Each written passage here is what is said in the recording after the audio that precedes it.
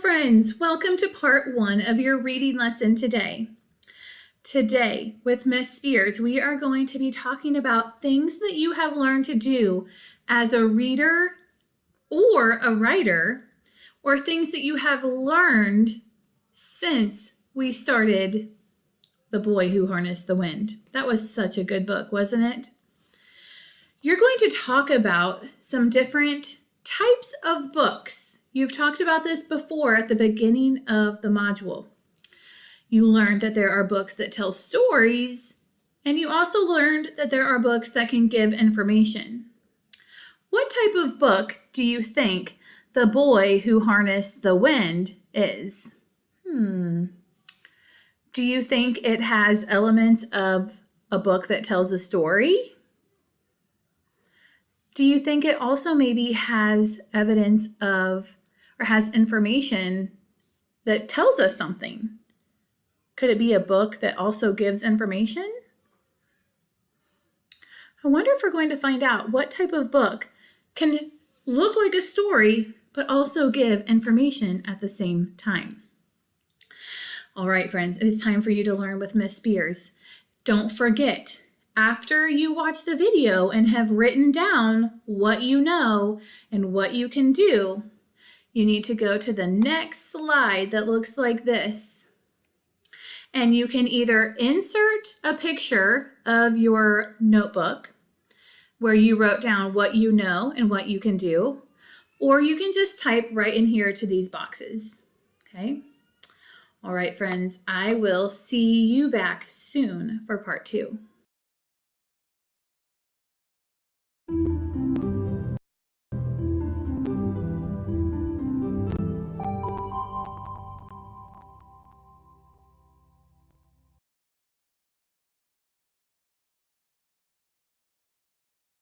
Hello, friends, and welcome back to Wit and Wisdom in Sync. My name is Tanisha Spears, and I'm excited to jump into our lesson for today. But before we do, let's make sure you have your materials ready. For this lesson, you will need your Wit and Wisdom in Sync journal and a pencil. Pause the video now if you need to gather your materials. In previous work, you had an opportunity to identify the important message in the text, The Boy Who Harnessed the Wind. And today you'll reflect on the knowledge you've gained and the skills you've learned, or the things that you can do as a reader and a writer as a result of reading the text. Now remember, in the beginning of the module, you made predictions about the type of book that each text was. I want you to look back in your journals to see if you can find the chart that you made with predictions about each type of text that's in this module. The chart looks like what you see on your screen. And don't worry if you can't find your chart. You can also just think back and try and remember your predictions. Okay, did you find your chart? Or do you remember your predictions? Let's review. At the beginning of the module, what kind of book did you predict The Boy Who Harnessed the Wind would be? One more time. At the beginning of the module, what type of book did you predict The Boy Who Harnessed the Wind would be? Did you look back at your notes or think back to those predictions? Now, I don't want you to worry if your prediction is correct or not, because until you read a book, it's very hard or almost impossible to know what kind of book it actually is. Let's take a moment to review the characteristics for each type of book or each genre of book. So, for books who tell stories, they tell about what happens to a character. They have characters, setting, a problem, and a resolution. And they have a beginning, middle, and an end. Books that give information gives information that teaches something about a topic. It gives facts, and it sometimes have text features. Now, you've had a chance to read The Boy Who Harnessed the Wind and follow along with me as I review the characteristics of books that tell stories and books that give information. I want you to now think, what kind of book do you think The Boy Who Harnessed the Wind is? Did you think about it? Okay, lock that in. Now I want you to think why, or in other words, what characteristics from the chart makes you think that it's that type of book. Share your thinking with your learning partner or just share aloud. Did you share your thinking of why you thought The Boy Who Harnessed the Wind was the type of book that it is? Now, I want you to know something. This book is a tricky one because it has some characteristics of both types of books. It has a beginning, a middle, and an end, but William is a real person and the book gives facts about his life.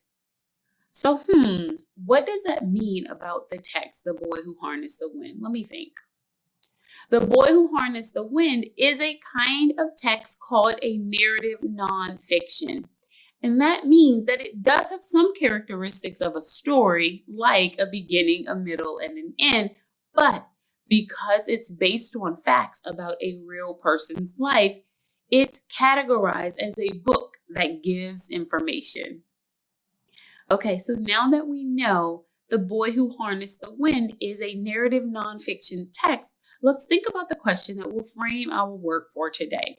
And that question is, how does this text build my knowledge? Wow, friends, you have already learned so much and know how to do a ton. Now you're going to think about the knowledge that you've gained from reading The Boy Who Harnessed the Wind.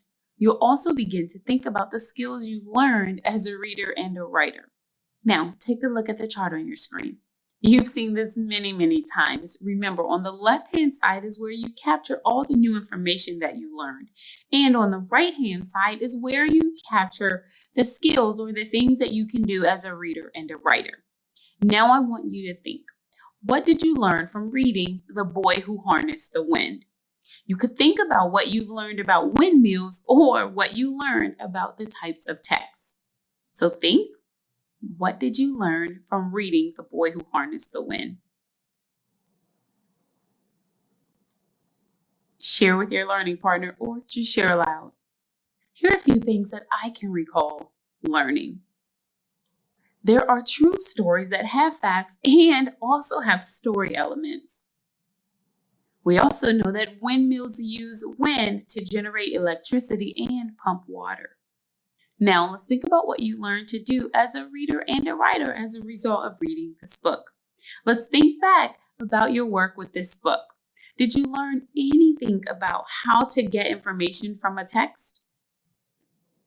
What did you learn about writing descriptions? Think. Share your ideas with your learning partner or just share aloud.